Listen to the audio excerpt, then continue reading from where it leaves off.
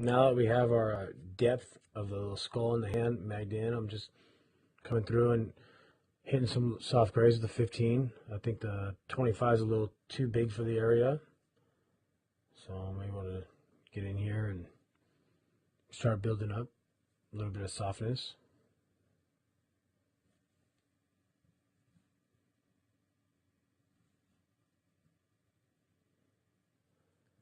Here I'm kind of taking care of that valley I was talking about earlier. There was a little valley from the black to the side of the cheek, so I just turned my mag on the side and kind of just, fill it in that little area.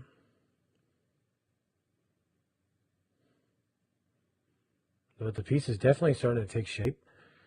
The eye and the lips and the majority of the darks and mids on the whole right side of the face are done, except for the forehead. So just coming through and softening up right there, right below that line.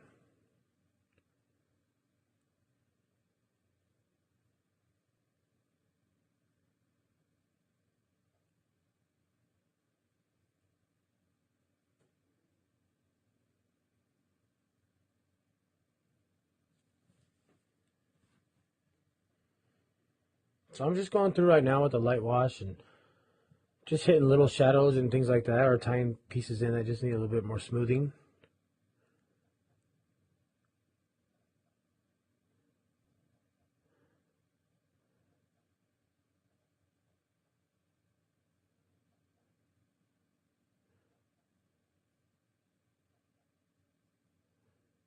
It's really important when when you think you're done, just to look through and make sure there's not like a certain little crease or a darker shadow here and there that you need to define and put into the piece. And that's what I'm doing right here.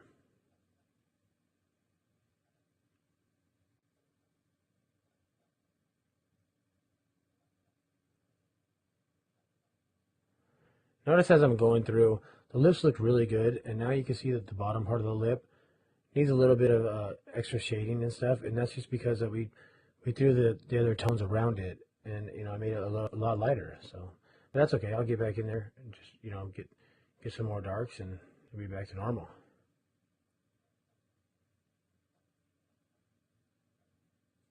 Let's wipe this down.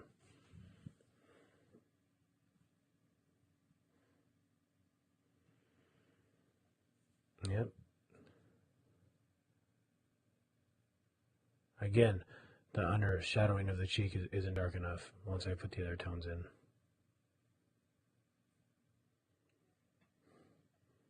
Just magging in some dark areas with the 15, with the edge of it.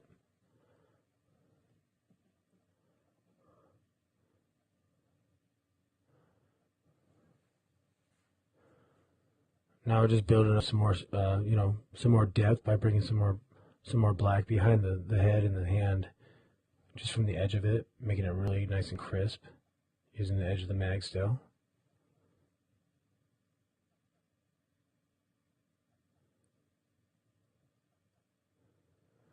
Just bringing in a couple little spots that need some darks.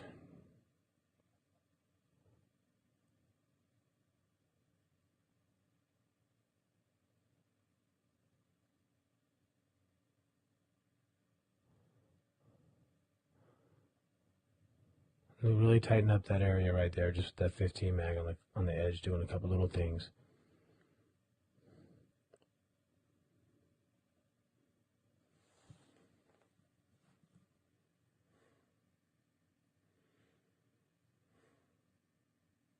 All right, now I'm going to start working on to our next process, which I'm going to bring some grays from the top of the nose off. Hopefully I won't lose my stencil. If I do start losing my stencil, then I'll immediately jump over to the side and start doing the eye. Making sure not to wipe over there. And I'm using the 25 with the lightest wash, dipping into the light wash and then the water, and then coming through.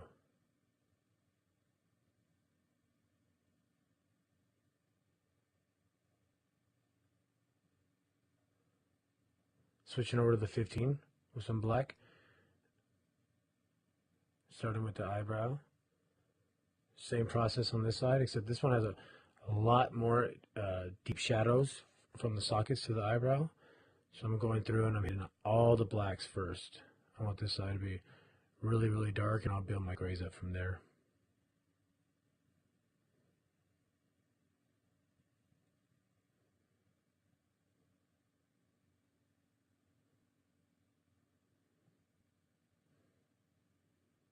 Magging in the whole shape of the top of the eye. And instead of wiping, I'm just dabbing. I'm not really concerned about if it's like solid black under there right now, as long as I have, you know, a little bit of shading for some direction once I do wipe it. But I'm not going to wipe it down until I have everything, at least a little bit of tone in there, so that I don't lose my stencil.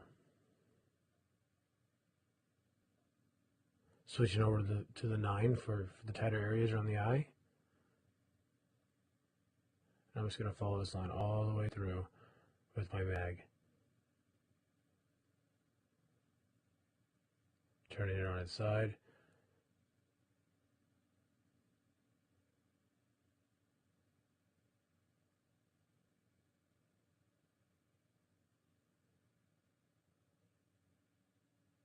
Getting some of the under shadows from the eyelashes already.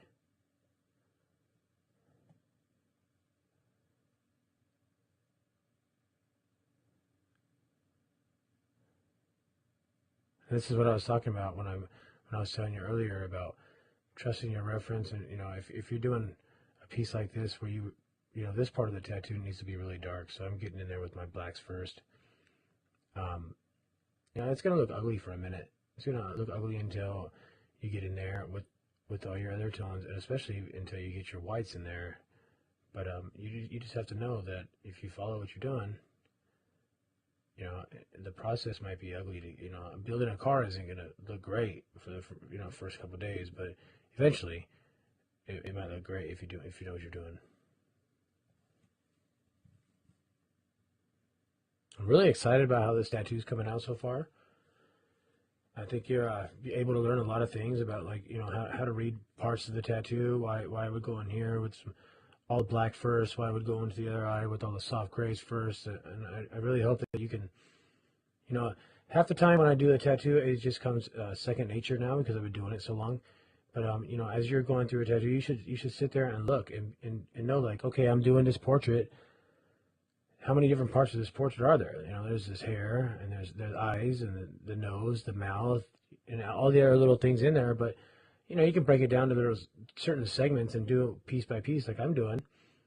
And none of them have to be the same exact, you know, way of doing it. You know, like this one's, it's completely different than the other eye. But I promise you, but at the end of this tattoo, it's gonna look amazing, just like the other eye.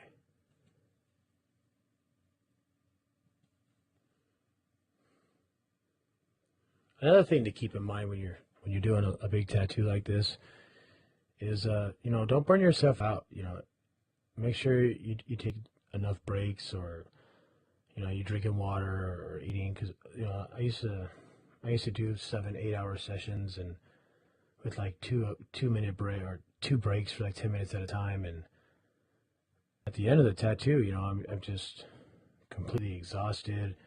Sometimes you get loose at the end. You just want to get it done, and it's really important to stay consistent through the whole piece. And if that means taking 10 minutes, getting something to eat, you know, letting your eyes readjust, or whatever you have to do, you know, I really feel that you should go ahead and relax and take that time that you need, instead of just trying to get through a tattoo and looking at it 2 hours later wishing that you would have done a little bit better on, or spent a little bit more time on something.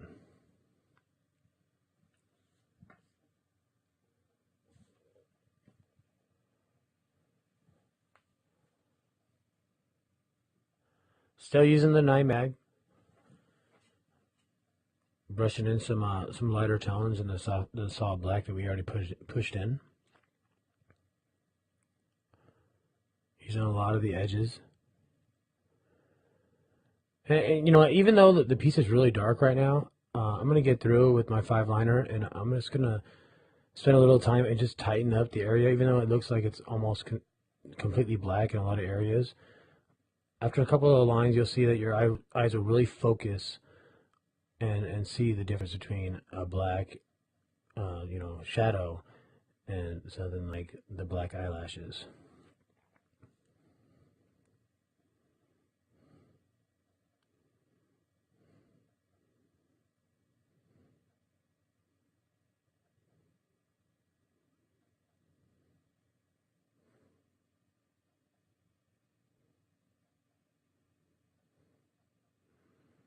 That's mainly what I use my liner for. I mean, of course, if I have to run some lines for a piece, then I do, but I just get in there and kind of just tighten the areas to bring the focus to certain areas where I want your eyes to fall on first.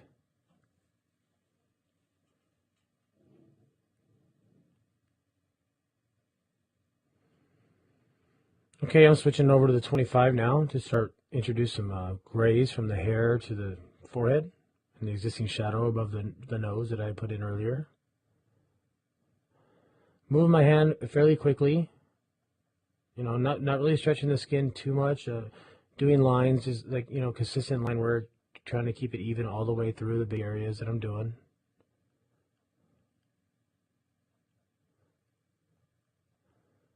Kind of getting that shadow in so I can see the hairline, how it flows through in front of the face right here.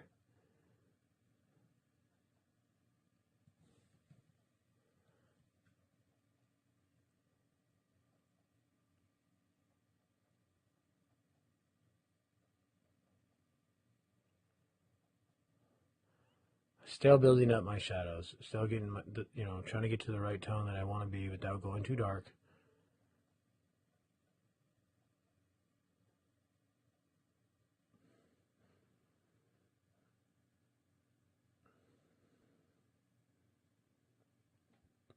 And I want to build up on the shadows that I just put in, so I got the 15 and I'm just using a slightly darker wash just to get that one shadow from the eyebrow going up onto the forehead.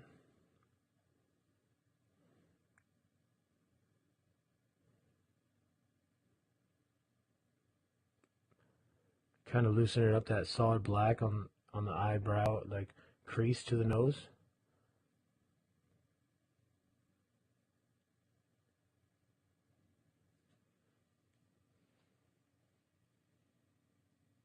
And again, now that I've done that side, I can see that, the right eye that I thought was, perfect does need a little bit of darker tones, especially in between, the two eyes by the nose. So got back in there and just gave it a, one tone darker, and now it looks 10 times better already. You can't just assume just because you finish a part of the tattoo that it's perfect. You have to look and see how it plays against the rest of the tattoo and make sure that, it is where it needs to be.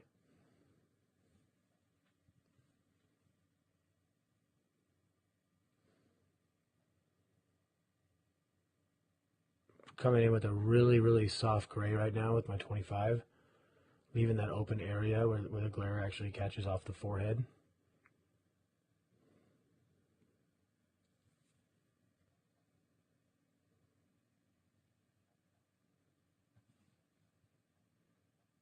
Again, I'm just building my grays, getting there with the lightest wash that I have, and getting down my foundation. And then once I have that down, I'm gonna switch over and start building on top of it. It's just layering. It's almost like painting. You come through and you put your base down, and then you start building up and layering right on top. And that is almost the exact style of tattooing that I do. The same exact way that I draw is the same exact way that I tattoo.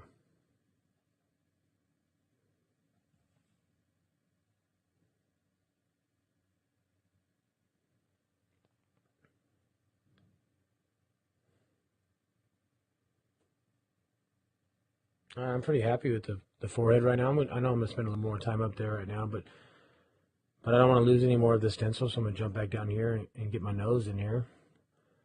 Start pushing in some soft grays and build them up from there. Still using the 25, turn it on its side on the areas that I need to have some more depth, or I don't really have the room for a 25 mag in there.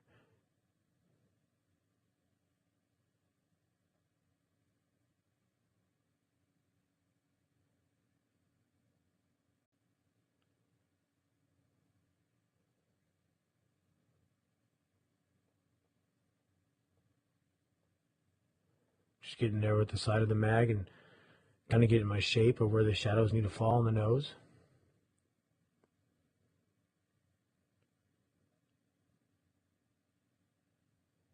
Now I can start building them up.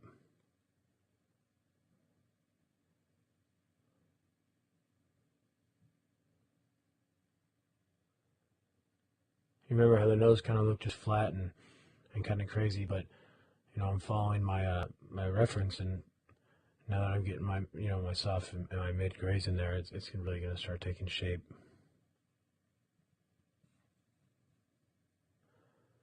I switched over to the 9 mag just so I can get in there, and it's a little tight area, so I can spend a little more time without feeling like I'm going outside of my boundaries.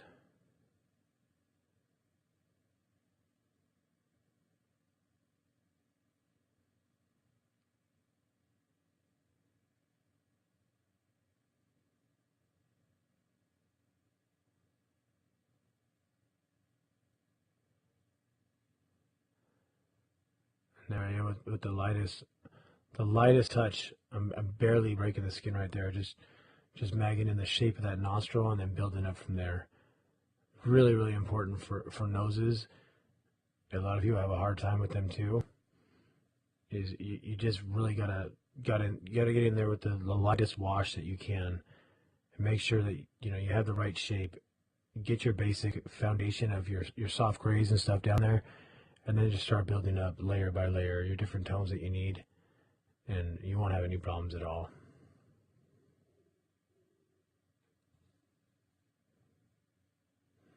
Trust me, I've had my days of tattoos that I wish that I would have known about this process a little bit more. Making some mistakes as far as noses and lips and things like that, and nobody's perfect, but I think the more knowledge you have, the easier it is for you to make that almost perfect or perfect tattoo, or however you see it in your eyes. And step by step, just building them up, it's a lot easier. So I'm just getting in here with the 25 now, and starting to get the direction on how that shadow's falling off the cheekbone. We're just going from there.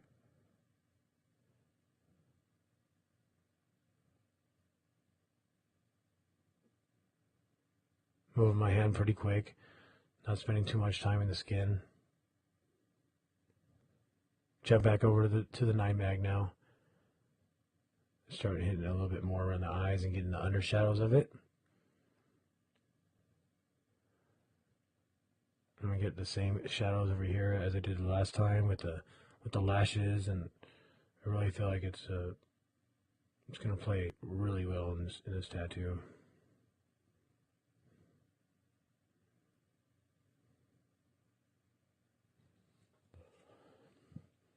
So I'm just magging in the shadows of the eyelashes, which is a really big part of this eye, with the edge of the 9 mag. And I'm gonna come through with a medium wash and start building up now that I have my I can see where the last shadows are following. I'm gonna build the rest of the eye to the shadows, the tones that I need, and then I'm gonna come through with the black and do the rest, and start building up everything under there, all the darks that need to be done. But making sure I get the light ones first so they're visible, and making sure I don't go too dark. And then once I get that black in, I think this eye will just really stand out and be amazing.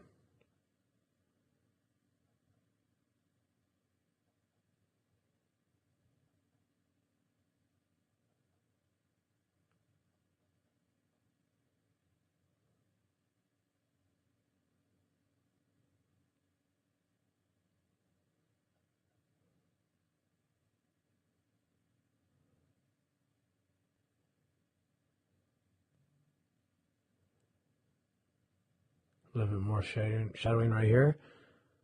It looked good until I got all the other darks in there, but I needed a little bit darker tone. Same with right here. But I wouldn't know that until I got the rest of the piece done. So I got it in there. I moved on to the next piece and looked and decided, okay, it needs a little bit more shading right here, and now we're just tying it in with some really, really soft gray.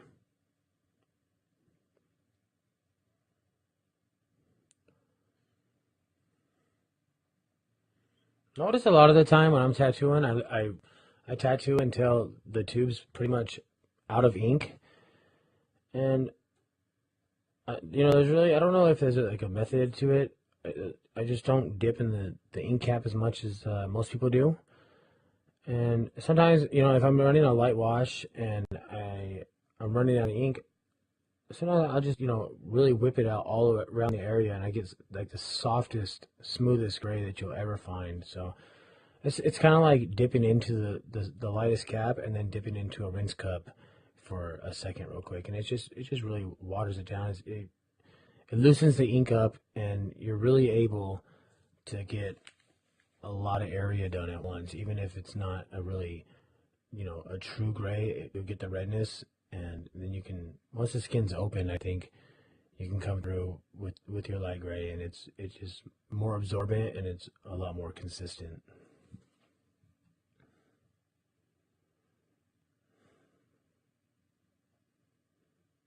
So yeah, we're getting pretty close to this face being done right now. After these soft tones right here under the cast shadow of the cheek, the face is pretty much done except for the white highlights. I'll look through it again and make sure nothing needs a little touch up or anything. But for the most part, I'm feeling pretty confident with the way the face is coming out.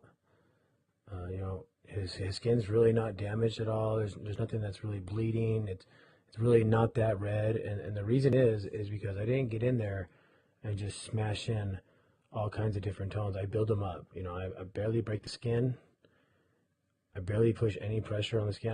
It also helps that I have some really good machines that have a lot of give on the skin, and I think that if you're going to be a professional tattoo artist, the first thing that you need to do is invest on your equipment.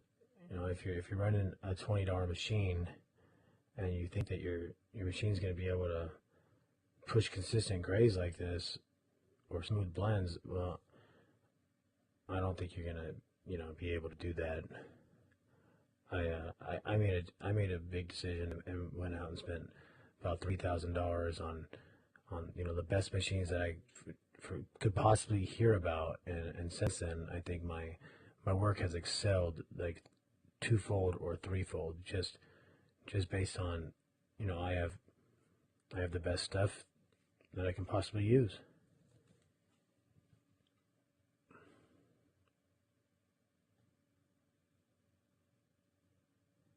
A lot of people ask me questions about like what inks do I use and what machines do I use, and you know I have such a wide palette of things, of especially of inks. There's like 4 or 5 different companies I use for colors and stuff like that. But as far as black and gray goes, the only black that I really use is a dynamic black, and I found that it's really good for my style.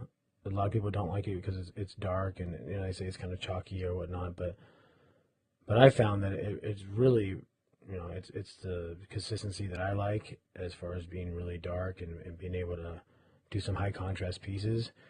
As for the gray wash, I went over that in the earlier the video.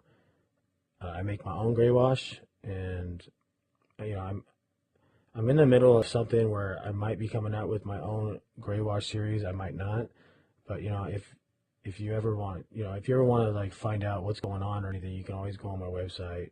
It's carlgrace.com, and you can ask me questions, or you can find out what's going on, and we can go from there. But enough talking about me. I'm coming through with the 15 right now, and I'm hitting some darks, trying to get that deep shadow that the hair has right here. The reason I didn't do it earlier was because, first of all, I didn't want to lose my stencil. And second of all, I have a really soft shadowing coming from behind the skull's head on the girl's cheek. And so I didn't, I wanted to get that soft gray in there first and then come through with the black. Notice as I'm going through the black, I'm still keeping the same flow as how the hair strands would come off. I'm not going to follow the reference exactly because the flow line that I drew,